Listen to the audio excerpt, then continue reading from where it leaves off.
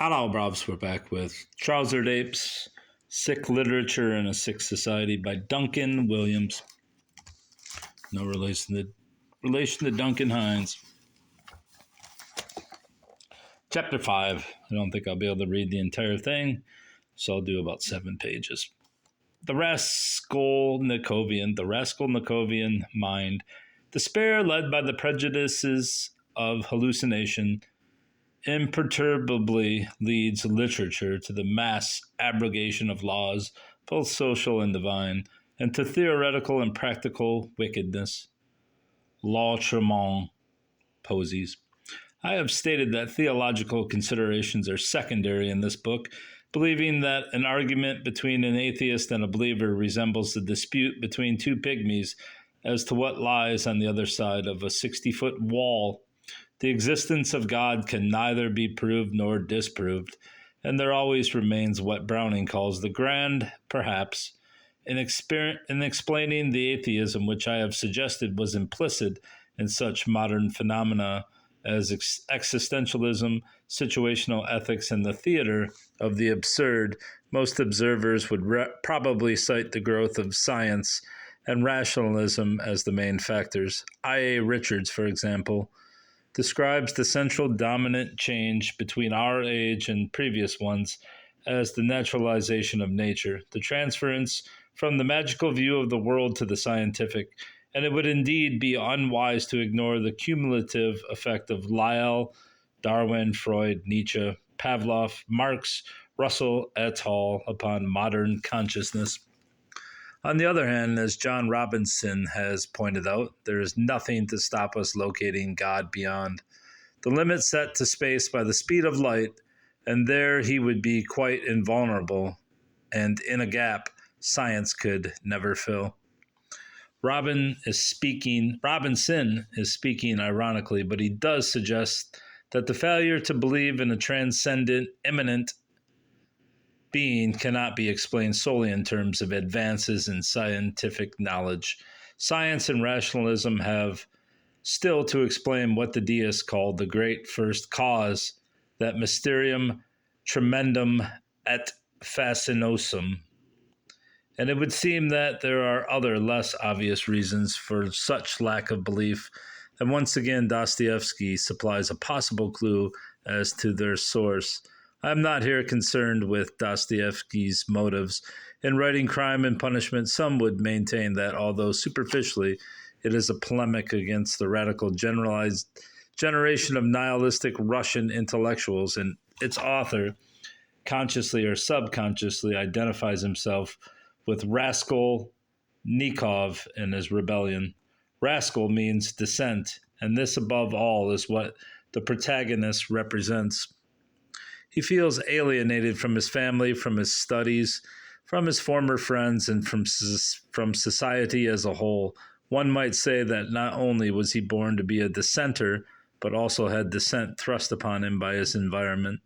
It is no coincidence that the crime takes place in St. Petersburg, the symbol of an abstract planned city, violating the old Russian traditions, and it is among the fetid slums of this city that Raskolnikov commits his double murder, the motive for which he is subsequently unable to explain.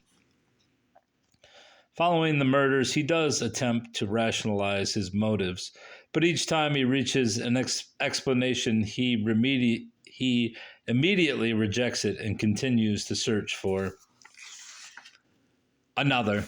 Let's see what the footnote was. Didn't even see it. Oh, there it is. It is no coincidence that the crime takes place in St. Petersburg, the symbol of an abstract planned city. The speaker in Notes from Underground refers to St. Petersburg as the most abstract and intentional city in the world. All right, there we go. Did he murder for financial gain, from hunger, from a desire to prove himself a Superman, above the law and conventional morality? One can only conclude that he killed from an obsessive and compulsive need to destroy. Even though in the process he also destroyed himself. Did I murder the old woman, he asks, and in a moment of self-realization answers his own question. I murdered myself, not her. The parallel between Raskolnikov and Alfred Jarry is interesting. The latter, too, destroyed himself in a similar compulsive manner in a vain protest against the cosmos. Raskolnikov is seen by the magistrates as a modern case, and in his peculiar blend of sadism and masochism, in his emotional extremism, he is still an easily recognizable contemporary literary and social phenomenon. The American novelist and critic Susan Sontag, in an article on the contemporary novel, makes the following observation. One of the primary features of literature, as of much activity in all other arts, in our time is a chronic attachment to materials belonging to the realm of extreme situations, madness, crime, taboo, sexual longings, drug addiction, emotional degradation, violent death. With the exceptions of the taboo, sexual longings, and drug addiction, there are the ingredients of crime and punishment, and Raskolnikov appears to be an archetypal a figure as the speaker in Notes from Underground. One passage from the former novel, pardon as I scratch my nose, deserves particular attention. It is spoken by Pyotr Petrovich Luzin, the odious calculating fiancé of Raskolnikov's sister Dunya. New valuable ideas, new valuable works are circulating in the place of our old, dreamy, and romantic authors. Literature is taking a maturer form. Many injurious prejudices have been rooted up and turned into ridicule. In a word, we have cut ourselves off irrevocably from the past, and that, to my thinking, is a great thing. Dostoevsky's intention here is obviously satiric. He is attacking the new breed of Russian intellectuals, the theorists who were espousing the secular trend, rationalistic, utilitarian, crudely materialistic, that asserted itself in mid-century Rushki. The ideas Pyotr Petrovich expressed in this passage originated among the dissident intellectual class, and the irony is that he, the symbol of the calculating bourgeois, should be parroting them without understanding their real significance. He's learned it by heart to show off, is Raskolnikov's immediate reaction to Petrovich's words. Precisely the same phenomenon is observable in contemporary intellectual and bourgeois circles, or is that bourgeoisie? Bourgeois. The latter class, under the influence of the former, is being made to feel ashamed not only of its vices, but also of its virtues, and contrary to all human experience and common sense, is beginning to doubt if there exists any real difference between the two. I have referred to the danger to youth inherent in some of the abstract theories, which, available to all but understood by few, are flooding the bookshops. Contemporary ideas need to be weighed not against others of the same period, but against those of the past. And it is here that the average modern student is defenseless. His interest in leisure reading are confined to an alarming extent to contemporary writers and thinkers who, despite their apparent individualism, are all really working in the same direction. It is ironic that the current demand at universities is far more relevance, that is to say, contemporaneity in the curriculum. If acceded to, this will result in a still larger degree of temporal provincialism and an even more profound ignorance of the history of ideas than now prevails. To return to Raskolnikov, it would seem that his real motive was to destroy a segment of that society from which he felt alienated and rejected, even if in the process he destroyed the better part of himself. As I have suggested, this blend of sadomasochism is a dominant one in contemporary intellectualism, as the growing revival and popularity of de Sade and Jarry illustrates. And is it not possible that our contemporary inability to believe in a God and in an ordered, controlled universe is yet another manifestation of the cult of unpleasure? After all, in the absence of proof to the contrary, would it not be preferable to believe, As Browning's Bishop Blougram puts it to the skeptical gig of dibs, it's best believing, if we may. You can't but own that there is a wall to disbelieve today. There is a will to disbelieve today. Just as in former ages the converse was true, and we would appear to be deliberately bringing upon ourselves that moral chaos which a withdrawal from God implies. The following by Camus and La Vie Intellectuelle, 1949, is illustrative of this attitude. Contemporary disbelief no longer relies on science as it did at the end of the last century. It denies both science and religion. It is no longer a skeptical reaction to miracles. It is a passionate disbelief. Italics, mine.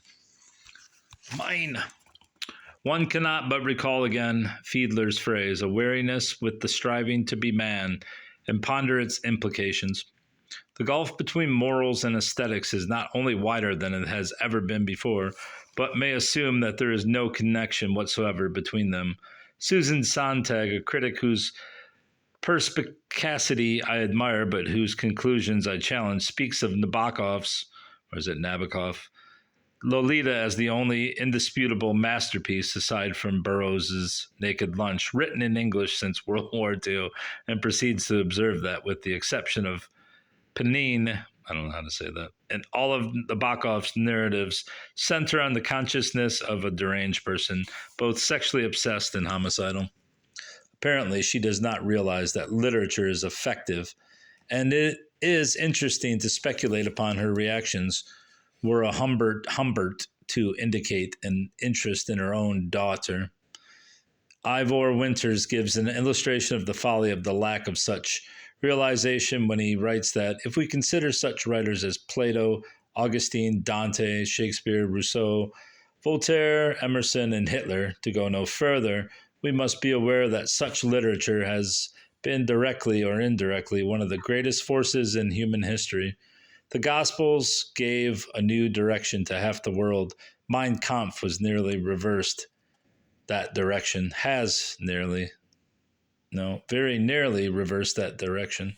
This absence of a contact with reality is a peculiar characteristic of the intellectual who is essentially a product of the last 2 centuries. Raskolnikov is once more illustrative. His brain is so filled with abstract theories that he has not only lost contact with reality, but also with himself. A heart unhinged by theories is the verdict of the prosecuting officer Porfiry Petrovich. He commits the murder almost in a trance, and only afterwards, painfully and inexorably, does he confront his true self, and his punishment begins with the realization of what he has done.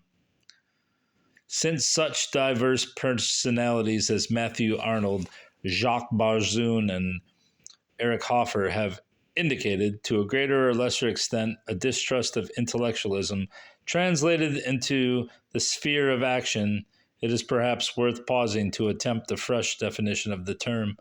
I suspect that most readers would feel vaguely uneasy in applying the epithet intellectual to Chaucer, Spencer, Shakespeare, Dryden, Pope, Swift, Fielding, Johnson, or Dickens. Genius, possibly, but not intellectual. I propose now to substitute the term Raskolnikovian for a certain type of intellectual, in the hope that a useful distinction can be made between the types of mind exemplified by, let us say, Henry Fielding and Alfred Jarry. Both were writers and both were using the term loosely, satirists. But there the similarity ends. The former attacks specific abuses in his contemporary society, the abuses of power at all levels, the ignorance of country justices, the hypocrisy, the squalor and cruelty of 18th century London. But his intention was to reform society. One feels that Fielding, in his capacity as magistrate, was acquainted at first hand with the abuses he attacked. He does not lose touch with reality, nor does he become absorbed in abstract social theorizing.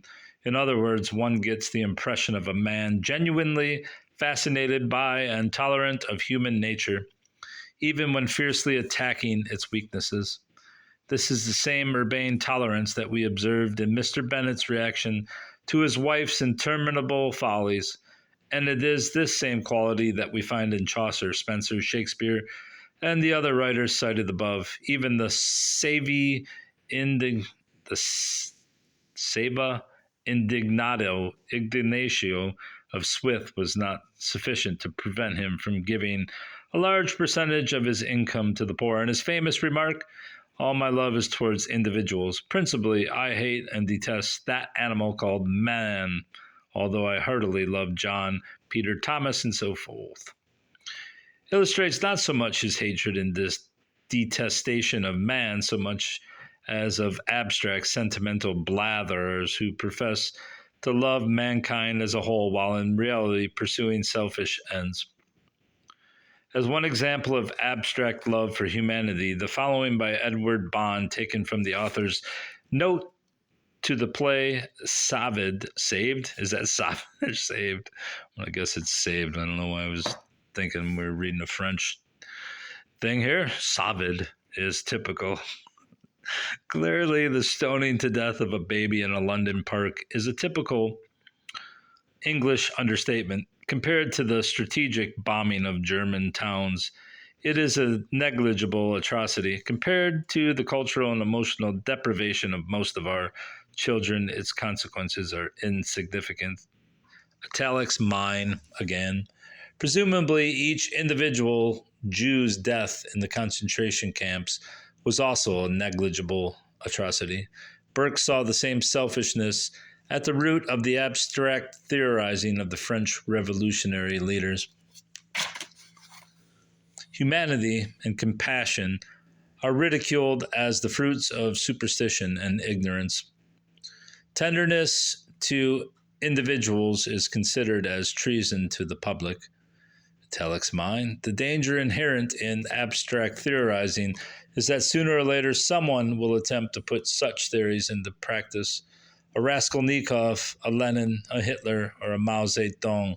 And if one condemns the regimes which these last three have established, each one has been characterized by an utter disregard for individuals, a contempt for tenderness and compassion, all in the name of some high ideal. Arnold foresaw the dangers of the practical application of abstract ideas when he wrote, "Ideas cannot be too much prized in and for themselves, cannot be too much lived with, but to transport them abruptly into the world of politics and practice, violently to revolutionize this world to their bidding, that is quite another thing. There is the world of ideas, and there is the world of practice." In the case of Alfred Jarry, we find in marked contrast to Fielding a savage satire directed against absolutely everything, including the world and the cosmos. It is obvious that where Fielding's aim was constructive, Jarry's was destructive, even if in the process it involved self-destruction. This is the epitome of the Raskolnikovian temper, and it is well illustrated in the following description of the Harvard Aesthetes 1912 to 1919, taken from Malcolm Colley's essay Dos Passos, Poet Against the World, and After the Gentile Tradition.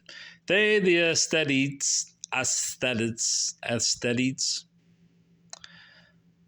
did not seek to define their attitude except vaguely in poems, but I think that most of them would have subscribed to the following propositions: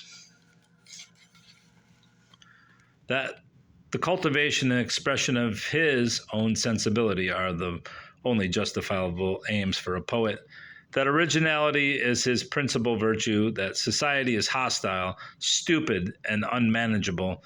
It is the world of the Philistines from which it is the poet's duty and privilege to remain aloof, that the poet is always misunderstood by the world and should, in fact, deliberately make himself misunderstandable for the greater glory of art, that he triumphs over the world, or is that all? And that is all italicized. That he triumphs over the world,